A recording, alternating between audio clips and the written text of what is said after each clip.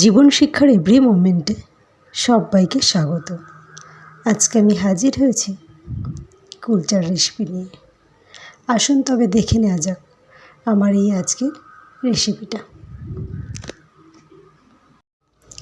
একটা পাত্র নিয়ে নিয়েছি। এবার আমি এর মধ্যে নিয়ে নেব 3 কাপ ময়দা আর 1 কাপ নিয়ে নেব।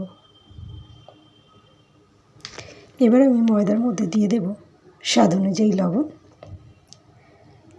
আর দিয়ে দেব 1 চামচ চিনি আর দিয়ে দেব 1 টেবিল চামচ রিফাইন্ড অয়েল দিয়ে সমস্ত কিছু আমি ভালো করে মিশিয়ে নেব। আমার চ্যানেলে নতুন বন্ধু থাকলে চ্যানেলটা সাবস্ক্রাইব করে নেওয়ার অনুরোধ রইল। পাশে থাকা বেল আইকনটাকে প্রেস করে দিয়ে অল করে রাখবেন, তাহলে আমার চ্যানেলে যখনই নতুন নতুন কোনো রেসিপি ছাড়ব সবার আগে আপনাদের কাছে পৌঁছে যাবে। এবার আমি এই ময়দার মধ্যে দিয়ে দিলাম 100 গ্রাম টক দই।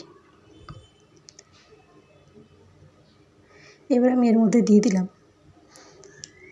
একটু বেকিং সোডা আর দিয়ে দেব 1.5 চামচ বেকিং পাউডার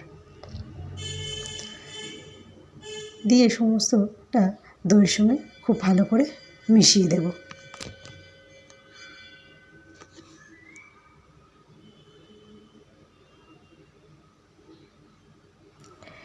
সমস্ত উপকরণ আমার এখানে দেওয়া হয়ে গেছে।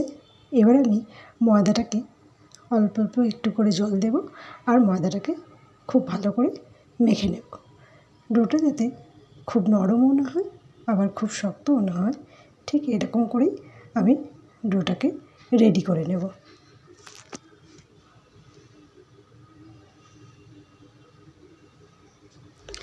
ময়দাটা আমার এখানে খুব ভালো করে মাখা হয়ে গেছে। এবার এটাকে আমি 20 মিনিটের মতো ঢাকা দিয়ে রেখে দেব।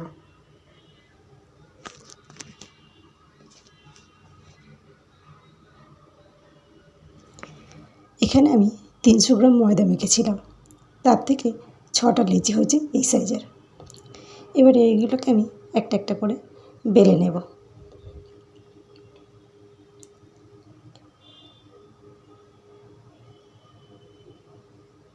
খুব পাতলাও করব না আর খুব মোটাও করব না।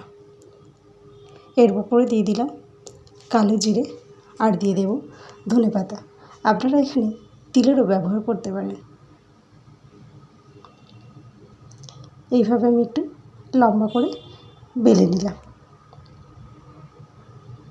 দেখুন, খুব বেশি পাতলা করিনি আর খুব বেশি মোটাও হয়নি। ওভেনে কড়াইটা বসিয়ে দিয়েছি গরম হওয়ার জন্য। গরম হয়ে যাওয়ার পরে আমি এর মধ্যে দিয়ে দেব অল্প একটু জল।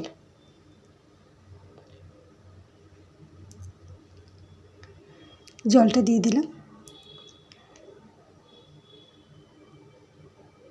জলটা ফুটতে শুরু করেছে। এবার আমি একটা কুলচা দিয়ে দেবো ওর মধ্যে, দিয়ে এটাকে ঢাকা দিয়ে দেব। আর এই ঢাকনার মধ্যে যে ছিদ্রটা আছে সেটা আমি একটা কাগজ দিয়ে আটকে দিয়েছি, যাতে স্টিমটা বেরিয়ে যেতে না পারে। মাঝে আমি এটা একবার উল্টে দিয়েছিলাম। এবার আমি ঢাকনাটা খুলে দিলাম, দিয়ে উপরে ঘি ব্রাশ করে দেবো। ঘিটাকে লাগিয়ে দিলাম। ঘিটা খুব ভালো করে লাগিয়ে দেবো।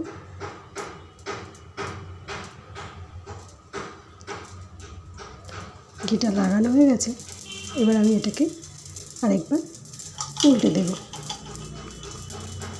দেখুন, খুব সুন্দর ফুলে উঠেছে কিন্তু।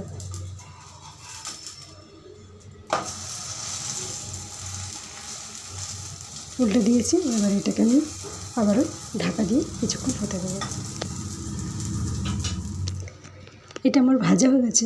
আর একটু উল্টে পাল্টে ভেজে নেব, নিয়ে এটাকে নামিয়ে নেব। এইভাবে আমি সব কটা কুলচা ভেজে নেব। সবাই ভালো থাকবেন, সুস্থ থাকবেন। আজ এই পর্যন্ত। আবার অন্য কোনো দিন হাজির হয়ে যাব অন্য কোনো নতুন রেসিপি নিয়ে। ধন্যবাদ।